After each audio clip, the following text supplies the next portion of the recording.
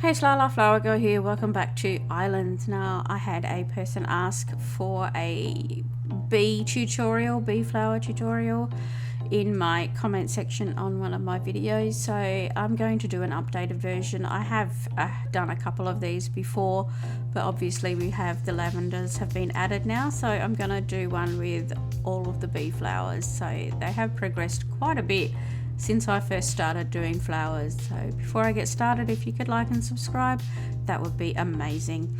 So when I first started, we had 6 combinations, and then we went to 11 combinations, and now we have 15 combinations that need bees. So if you're having some combinations that are not working for you, then they might be amongst here for the bee flowers. So let's get started, shall we? So we have our daisy. So to get a cyan daisy, you need to do a red and a white one with the bees. All of these will need bees, obviously, that's what it's about. And then with the blue lily, you can use 2 cyan lilies and they will make your blue. And with the hyacinths, you need 2 orange to make blue. The hibiscus is purple, and to make purple, you'll need blue and orange. And to make daffodils, we have 2 combinations for daffodil. So we've got our 2 light green will make dark green, and a red and a white, they will make pink. And then we come over here, and our tulips are the same as our daffodils. So we've got 2 light green will make dark green, and red and white will make pink. Okay, over to the chrysanthemums. So red and black will make cyan, red and blue will make purple, and pink and purple will make chrome. And then we go on to our lavender. So our lavenders, we have our pink and purple will make our cyan, then our blue and white will make yellow, black and light green will make dark green, and 2 orange will make chrome. So these all require bees, and I will go down and show you what I do to set it up. Now it may be confusing, but I will try and explain it in the least confusing way that I can. I'm sorry if anyone gets confused, but I'm happy to answer questions if you do.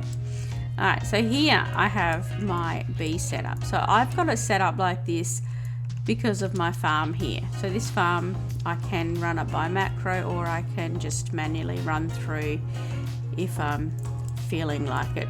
It's a long way. But I have this section set up here just so that it fits in with this. You can do this however fits in with your farm, so that's fine, as long as you keep, like for your all of these ones, from your daisies, hyacinths, hibiscus, daffodil, lily, chrysanthemum and tulip, if you keep them all alternated, that gives you the best chance of getting the colour. But the lavenders don't produce mundane, so we can kind of do something a little bit different with those ones. We can put them all together, we can put them fairly close together, and we don't need to do 1 for 1. So you don't need 1 purple and 1 pink. You can do 1 pink and that will do 9 purples. Okay, and same here with the black and the light green. 1 light green will do all the black. Okay, so because there's no mundane, all of these black are only going to look for green, only going to look for the light green. They're not going to try and breed with each other, they'll only look for the right one. So that all works with that. I decided to separate the blue and white ones only because blue and yellow, which is what these produce, they produce the yellow.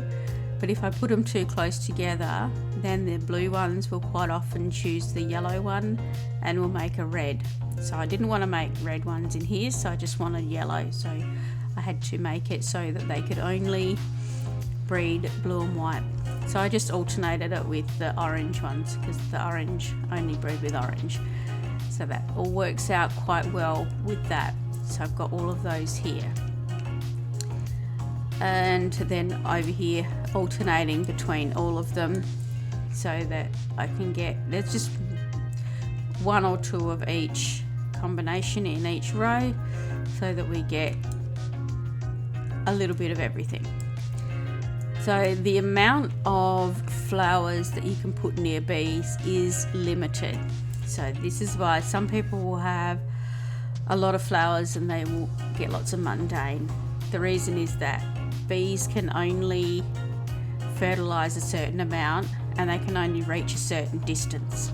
So they can go up to 17 blocks from the beehive in all directions, and they will go through floors and walls and roofs and stuff, so you can't contain them. They just have a limit of 17 blocks, and each beehive has got 3 bees, right? Each bee can do 12 fertiles, so I usually go by the rule of 12 fertiles per bee. So 3 bees in a hive means 36 fertiles per hive, and because I've got 4 hives, that means I can have 144 fertiles with my 4 hives. Now that's not perfect, that doesn't always get me 100% colour. I do get mundanes in here, and that is purely because these flowers over this side start spawning in before these ones. So the more flowers that spawn in, the less chance of the bees reaching all of them. So it's just a timing thing, and also the time of day that you water them. So now is a perfect time to water because the bees are active. They've just started being active at 6 o'clock and they go to bed at 6 o'clock at night. So it's like they are awake for that 12 hours.